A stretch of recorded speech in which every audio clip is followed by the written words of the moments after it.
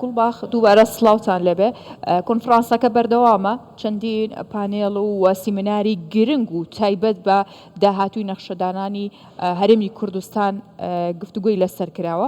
یەکێک لەو بابەتە گرنگانەی کە میوانداری بەڕێز دکتۆر حسێن عەلی حسێنمان کردووە کە پرۆفیسۆری ئەو ئەندازیارە لە زانکۆی سەلاحەدین، بەڕێزیان سیمینارێکیان هەبوو تایبەت بە شاری زیرەک یاخود ئەو بابەتانەی کە ئێستا لە ناو تەلارسازی و بیناسازی هەرێمی کوردستانە بەکارهێنرێ، هاوشانی وڵاتانی جیهانی کە بە پێی ستانداردە جیهانیەکان تا چەند گونجاوە لەگەڵ ژینگە ڕەتچاوی ژینگەیی ئابووری لە هەرێمی کوردستانە گفتوگۆیان کردو و سیمینارێکیان پێشکەش کرد. بۆیە منیش پێم خۆشە لێرەوە وردەکاری سیمینارەکەی وە گرنگی ئەم بابەتە لە داهاتووی هەرێمی کوردستاندا لە خۆی بپرسم. دکتۆرم کاتت باش، سڵاو لەبێ، بەخێر هاتی.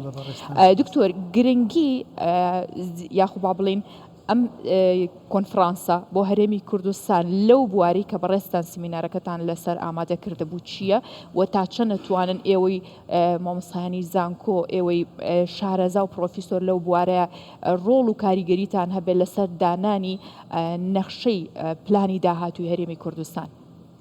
زۆر سوپاس بۆ بەڕێزت. من سوپاسی وەزارەتی شارەوانی دەکەم بۆ سازدانی ئەم کۆنفرانسە زانستیە. بەڕاستی کۆنفرانسەکە لە جێ خۆیەتی ئەگەر لەوانەیە تۆزێک درەنگ بێ، بەس هیوادارم درەنگ نەبێت. من سیمینارەکەم لەسەر شاری زیرەک بوو، سمارستی، کە دیراسەکەمان لەسەر ئەوەی بزانین ئایا ئێمەی شارەکانی کوردستان لە چه ئاستێکە لەگەڵ جیهان بەراوردی بکەین. بە خۆشحاڵیەوە بە بەڵگەوە کە کوردستان، شارەکانی کوردستان ئەو ئامادەکاری تێدایە کە ئەو گۆڕانکاریانە لە خۆ بگرێت و ببێتە شاری زیرەک. بۆ شاری زیرەک بۆ باسی بیناسازی دەکەین، چونکە لە شار لە دنیا نزیکەی 140 ئەو وزەی کە بەکاردێ لە سەکتەری بیناسازیە، بەڵام بەڕای من لە کوردستان لەو ڕێژێ زۆر زیاترە، لەوانەیە بگێتە 170. بۆیە سمارستی شاری زیرەک وەک چارەسەرێک بۆ ئەو کێشەی کە ڕوبەڕوومان بۆ تۆ، ئەویش بەکارهێنانی وزە و کاریگەری نەرێنی لەسەر ژینگەکەمان. کەواتە کوردستان ئامادەیە بۆ ئەو گۆڕانکاری؟ بەڵێ، بەڵگەکانیش لێرە بابن بەجەنابەت بڵێم.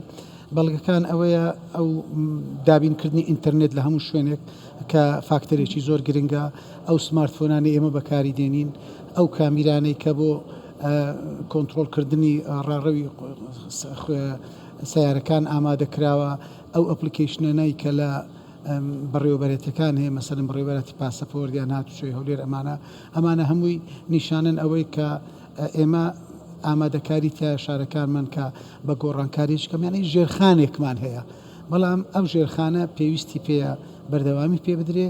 ئەو سیاسەتانە هەیە لە سەمستەوای تاکە کەس، سمارت بڵدینگ هەیە، سمارت هۆم هەیە لە سەمستەوای کۆمپانیا، بەڵام وەکو ڕاستپاردەکان و وەکو دەرەنجامەکان دەری خست کە ئەوە پێویستە ببێتە سیاسەتی وەزارەتەکان، سیاسەتی حکومەت، ئەوانەی کە کار بەدەستن ببێتە پرۆگرامی حکومەت. باشە، تا چەند شاری زیرەک ئەوەی کە باسیەکەن گونجاوە لەگەڵ ئابووری کوردستانە؟ شاری زیرەک معنای وە نییە شارێکە کە زیرەک بوو پێویستی بە ئابووریەکی زۆر هەیە. بە پێچەوانەوە شاری زیرەک تەئسیری دەبێت لەسەر بژانەوەی ئابووری وڵاتەکە، چونکە خەرجی کەم دەبێتەوە، چونکە مەسەلەی هاتوچۆ حەل دەبێت. مەسەلەی بەفیڕۆدانی ئاو، سەرچاوی ئاو، ئێمە سەرچاوەیەکی زۆر باشمان هەیە، بەڵام بەداخەوە دەستمان پێوە نەگرتووە.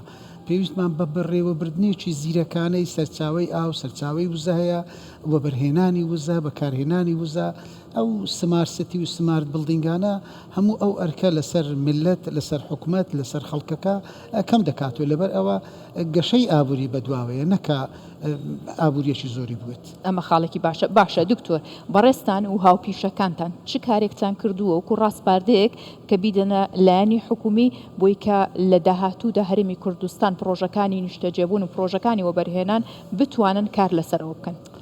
بە خۆشحاڵیەوە دەڵێم جاران گاپێکی گەورە هەبوو کەواتە کەلێنێکە بوو لە بینی لایەنی ئەکادمی بڵێن زانکۆکان و پەیمانگاکانەوە لەگەڵ لایەنی جێبەجێکار کە حکومەت و دەوائیرەکان، بەڵام بە خۆشحاڵیەوە ئەو کەلێنانە زۆر کەم بۆتەوە. هەماهەنگێکی زۆر باشەیە. باشترین بەڵگەش ئەو کۆنفرانسە و زۆرەکانی ئەو کۆنفرانسەیە هەمە هەنگێکی زۆر هەیە، هاوکاریکی زۆر هەیە بەو لایەنە ئەکادیمی کە ئێمە لە زانکۆکان دەخوێنین بە پراکتیزەکردنی بۆ سوودوەرگرتن لە پلانسازی شارەکانمان. باشە شارە زیرەکەکان تا چەند پێویستەکە ڕەچاوی ژینگە پارێزی بکەن؟ هەموو شارە زیرەکەکان ژینگە پارێزن. وتان شتێکمانەیە پێی دەڵێن گرین بڵدینگ واتە ئەو بینایانەی کە ژینگە دۆستن لەگەڵ سمارت بڵدینگ ئەو بینایانەی کە زیرەکن.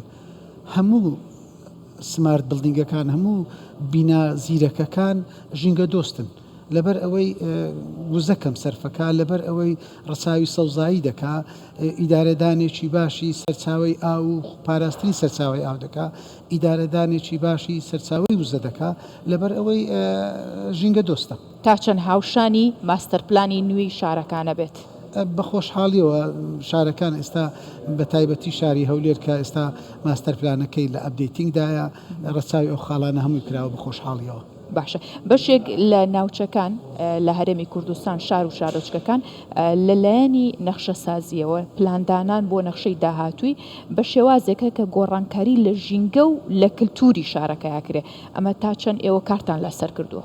وەڵاهی خۆی ئەبێ ئێمە باسمان ئەوە کردێک لە ڕاستپاردەکان ئەوە بوو کە بەشداری پێکردنی کۆمەلگا بەشداری پێکردنی بەکارهێنەر تاچی کەس لە بڕیاردارەکان لەو بڕیاردانانە دەبێ تاکەکە دەبێ کۆمەلگا چەقی بڕیار بێت چونکە هەمووی لە کۆتاییدا هەمووی لە خزمەتی کۆمەلگا و تاکە کەسەکانە. پرۆفیسۆر دکتۆر حسەن عەلی ئەندازیار لەگەڵمان بووی سوپاس بۆ ئێوە زۆر سپاس بێ ئەوەی بەڕێز زۆر سپاسان دەکەم بۆ ئەو دەرفەتە. زۆر سپاس.